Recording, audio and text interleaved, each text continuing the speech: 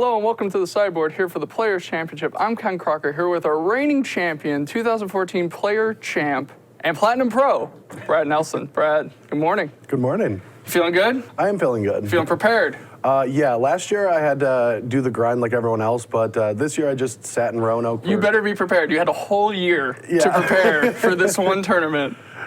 Speaking of which, we're going to go right into a Legacy deck tech. So Legacy is the first pod that you'll be playing, so it's very important. And I'm kind of curious what you decided to bring to Legacy. Those aren't blue cards. I do not see brainstorms, Brad. What's going on here? Obviously, this is Death and Taxes. How did you had a whole year and you come out with white weenie? I did come out with white weenie. So, I mean, as the Euros like to call it, like white control. Sure. Mono white control. Mono white stacks? Yeah, it's mono white stacks. So I spent a lot of time in the last 6 weeks researching all the players that are going to be qualified or should be qualified. Sure. And working out like a level 2 structure of metagaming, where level 0 is play your deck, level 1 is switch cards in your deck for the metagame, and level 2 is play a deck that's well positioned and also ignored. Okay. And so I came to Death and Taxes, and I didn't know if I was going to play it until I started testing it. But soon after that, I figured out that it's one of the best choices for Legacy, or at least theoretically, for many random weird reasons. And one of the biggest is because this is a perfect information structure, where we'll all get deck lists at the beginning, at each round, so you'll know your opponent's 75. And a lot of players think that, at least I did too last year at the Players Champs, that you want one-ofs, you want things that they have to play around and things that they really have to keep concerned about. But what actually happens is both players are dodging the landmines they know exist and ignoring the ones that don't. And you actually end up wanting more power in your deck than before, because just because you have this one Golgari charm, good Magic players can figure out if you have it or know that it can't be a combination of these 3 cards because you're only playing 2 of them. Sure. And stuff like that. So brute power is great in this format. And when I go Plains Vile in a format where they don't know what I'm playing, guess what? They know at least 70 of my cards. I've already given it up. Yeah. And so that's why it makes it a really good choice for this tournament. Plus, none of the 16 players have ever really touched Death and Taxes. It's not really a deck on anyone's radar, so I'm expecting very few of the really hateful cards. Yeah, as a matter of fact, the only people who are even close is somebody like Ross Merriam used to play Maverick. And I believe you played at Death and Taxes once or twice at an Open. To a 1-2 record. Yeah, didn't do very well, but you played it when Michael Bondi and a couple of the other Europeans were over. Yeah. So, all right, so here we are with White Weenie in Legacy. Let's see what kind of card choices you have. Now, what immediately sticks out to me is the 2 Mirren Crusader. So a card that has been taking off in the Death and Taxes decks is Vryn Wingmare. Yep. And you seem to be running Mirren Crusader instead. Why is that the case? Well, I expect some number of Delvers. Okay. And you always want just a flying body that can trade with a Delver in the matchups. But I also think that because of last year for the Players Champs, and a lot of the players got to watch that, understand how that format worked, and then many of them are repeat players. Sure. The mid-range matchups are really, often. There's a lot of people that actually play Deathrite, Shardless, Sultai Delver. Sultai Delver, a bunch of mid-range blue decks. Because Hymn to Turox and Thoughtseize are very good in the Brainstorm, Force of Will, mid-range mirrors.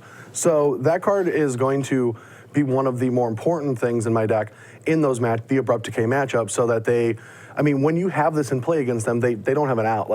They have a couple chump blocks here or there, and for the most part, you're just attacking with it constantly. And that has to also be an out to Gurmag Angler, which actually out of let's say Grixis Delver shows up. Gurmag Angler is a card that's actually quite difficult. It's one of the more difficult cards. Well, yeah, it's like a 5/5 on turn 2 or 3. So Mirren Crusader are probably an out for that. Maybe a little bit of a hedge. I mean, you got Mom. Sure. Mom's an out. You always have Mom. Yeah. Mom's always there. So here I'm going to point out, obviously the 4 Stoneforge Mystic, we'll get to the equipment package here in a minute, but the 2 Spirit of the Labyrinth. So Spirit is a card that kind of goes in and out of the Death and Taxes deck. It's either a 1-of, or sometimes it's not even in the deck, or it's in the sideboard, or sometimes it's a 4-of if you really want it. You seem to have hedged here for 2. Why exactly 2 Spirit of the Labyrinth? It's just a very powerful effect, and like I said, if I play it as a 1-of, it's harder to play around, but if I have a Violon 2 with 2 copies of Spirit of Labyrinth in my deck, that means that people are going to respect that with Brainstorms. Also, this tournament is very brainstorm heavy. Sure. Lots of people trying to, even against Storm, it's like Or you're hoping it's brainstorm heavy. well, I would be shocked if it's not. And if it isn't, then I maybe have bad matchups. I don't know. Sure. The best matchups I don't think are going to be here, which is kind of sad, like Reanimator, but it's even a good piece against Storm, and I'm expecting a couple Storm players. There might be an Elf player where it's a good piece to have in play so they can't just combo you out. It's half their combo. So it's not the best creature, but it's not bad. Also, there's a couple people that could play Rug Delver, and it's really good at blocking Nimble Mongoose. So it's got a good body and ability for this tournament. Fair enough.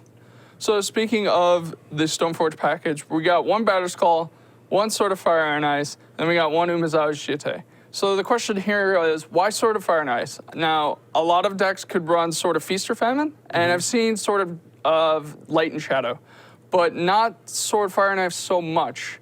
Now, is it because you're really, really hoping that a bunch of people show up at Delver or blue decks in general? Is that why we're running Sword of Fire and Ice? Yeah, I mean, it's just the best equipment to beat True Name Nemesis if that shows up. I don't think it will, but it could. But I do think that Young Pyromancer will show up in like decent numbers. Okay. And it's getting you through those elemental tokens, killing the Young Pyromancer, making sure you don't lose a game to just cantrips. And so it is just the best equipment. And I do have to say, once we've gotten to the end of the list, a lot of this work came from Bara. Sure. From Magic Online, famous streamer. Mark, he's showed up to our Open series, crushed it, won an Open a couple of years ago, or maybe last year. Okay. But yeah, he put in a lot of work for me and helped me out a lot with the deck. So you've been testing with other people as well. Yeah, I definitely always like outsource a lot of my questions for this tournament to all the specialists out there. Fair enough. So here we have one Cavernous Souls. Now, I have to assume this is just naming human in the deck, right? It's usually there to get the Thalia into play. Like whenever you have Cavernous Souls and Thalia in your opening hand and you're on the play, or even the draw, it doesn't matter. It's just like turn 2, you get your Thalia into play because it does so much work on all of these blue decks' developmental turns. Sure.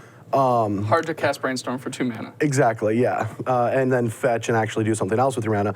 Another thing, it just like is good against counter spells, especially a game 1 land, where if I don't have a Vial, I'm forced to try to get these spells into play, and if they have Dazes and Force Wills in their deck, sometimes I might just run out because I don't get to brainstorm to my Swords of Plowshares and my removal spells. I have to naturally draw things. So whenever you draw the Cavernous Souls and without the Vial, you can do weird things like name Elemental to cast your Flickerous, and then when you're aggressively playing your Flickerous, you can just flicker out the cavern, rename something at end step like Angel, so you can get your Saravenger online. Okay. Just random. I mean, Flickerous has a lot of random. Yeah, there's tricksiness. Flickerous is a very tricky card. All right.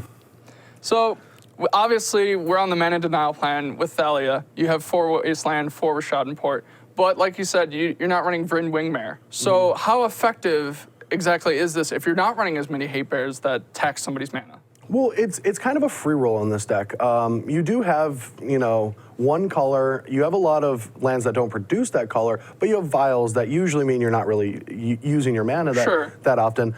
And when you're run out of resources, but you have a board presence, it's just nice to keep your opponent down on theirs. Also, I think that Wingmare is more of one of the cheesy cards in Death and Taxes. Okay. Like, you want it if you play against a lot of Delvers. Like, sure. The body is more relevant than the ability because it comes down so much slower than Thalia. Like, turn 2 Thalia beats Storm. Turn 3 Wingmare does not really beat Storm. And so it's just that these cards are just so effective at hindering early game for a lot of decks, or stopping them from jacing on turn 4 or 5, or even just manipulating decks so like they have to correct fetch lands when they don't want to, and then now they don't have a fetch land in play anymore. So you can actually like pour to fetch land and threaten to wasteland it away, or it can cost them that fetch that they want. Or it's just as long as you keep the mana down during their upkeep, for example, when they have to play another land to cast a spell, they'll have to use a fetch that they wouldn't want to. Sure. So then their brainstorms are weaker later in the game. All right, and then finally, we got 9 planes, so running mono planes. It's always nice. You don't have to worry about being. Mine are unhinged. They're not. Sure. They're not Zendikar. Just so everyone knows. They're not as. These aren't as pretty as yours. But we're running 3 Caracas. So 3 is a weird number. So I've seen 2. Yeah. It's odd for 1. So it's an odd number at best. But so most people either go all in, they're going 4 Caracas, or they kind of hedge down to 2 because obviously, you don't want to have opening hands that have like 2 Caracas in your opening hand. It's going to be kind of a problem. So why did you choose 3? in this metagame or the expected metagame, I don't think that Krakus is going to do much more than bounce Mythalia or maybe some of Joe Lissette's creatures. Okay.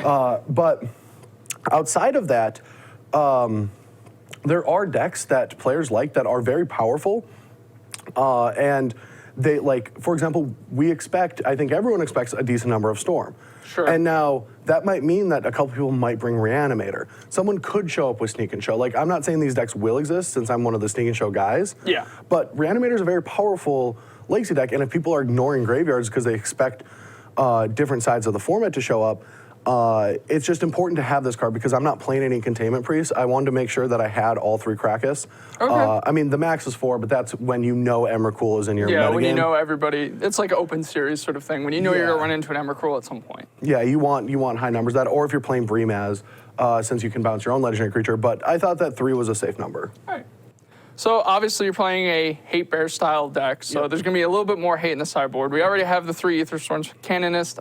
We've talked about Storm ad nauseum, Yeah. pun intended. But the one that I really want to talk about is the 1 Ratchet Bomb. Ratchet Bomb's an odd card. Like, is this for just tokens? What exactly is this for? Yeah, I mean, it does a lot of stuff. Ratchet Bomb's actually good in the deck. Like, when you said that it's surprising, I didn't know that because it's like a pretty common sideboard card in at least a lot of European versions of the deck because it's good at breaking up random things that your opponent could be doing. And yes, mostly it's for Monastery Mentor or Young Pyromancers or Delvers or Nibble Mongoose, Tarmogoyfs, things like that. But it can also, like, keep you from getting counterbalance locked, or it can kill a Jace, or it does other things. So you bring it in a lot of matchups because they slow down, and you usually have X amount of cards that are just terrible in every matchup, and it's just this catch-all that can come in so many different situations and deal with, like, the problematic cards. All right. So, Wiltleaf Liege, you know, it's nice to pump up your creatures. Rest in peace. You were talking about possibly running into Reanimator. That's a possibility. Also, very good against Storm once again. And it's the big one versus the Sultai decks because it shuts down the Goyfs and the Deathray Shamans. And yeah, 0/1 Goyfs, not very good against yes. you. But finally, 2 Mind... Now, you just couldn't get away from playing blue? 2 Mind Break Traps, you had to play a blue card? Well, this was my favorite ad for the deck because when Shearer... Yeah, Caleb Shearer. Yeah, Caleb Shearer, when he won the Invitational, he pretty much solidified all 3 of my choices and the things that I wanted to do because all of his archetypes kind of lapped over on hate that I already wanted to play, but I didn't know how much of it. Sure. So I just got to, like, double down on all 3 formats. Like, I wanted him to win so much more than Vidi, but only for selfish reasons. But, like, I know that, like, Jim Davis could potentially show up with Storm, Ross Mayhem could potentially show up with Storm, and now Caleb's, of course, showing up with Storm. He's got the beat me mentality, like the Tom Ross mentality. Yeah, of just like, I'm going to play my deck. Yeah. You're going to have to beat me. Exactly. And so once I figured that out, I just trimmed on a Grafdigger's Cage that was my Elves Storm card. Okay. And I trimmed on the 4th Aether Storm Canonist because I was going hard. Yeah. And then I even went harder with 2 Mind Break Traps. 2 is a weird number, but it's just, it gives me more chances to, I mean, it's like a ley line. Like, if you have in your opening hand against Storm, it's very good. Yes, it's not going to beat them like Cabal Therapy in it, but usually Storm is not able to, like, rip apart your hand of your Disruption and combo you out that early in the game. And once you get to turn 2, this deck is just laying hate card after hate card. And usually if Storm doesn't get you in the first 2 turns, or by the time you've taken your second turn, they rarely win the games. I was just surprised how good that matchup actually is. Well, it's going to be even more interesting in such an open tournament like this. They actually get to see your list.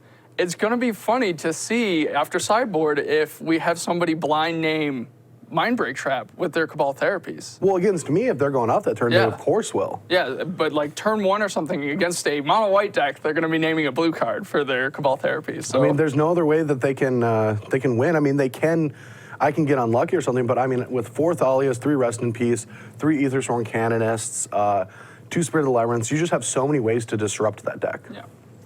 So finally, before we wrap this up, you tested with the Roanoke crew. Yeah. And at this point, it's pretty much public knowledge when the public sees this that you somehow got Tom Ross and Todd Anderson to play White Weenie in Legacy. Come on, can we just... that's such a condescending name. Death and Taxes, Mono White Stacks. Mono White Control. Prison. Mono White Control. You got them to play this deck. Now, Todd has gone on record of saying he will never not play Brainstorm in Legacy. So how'd you do it? I mean, I didn't actually try. For the last 2 weeks, I was testing the deck a lot, and I really liked my list. I felt very comfortable with it, and it wasn't.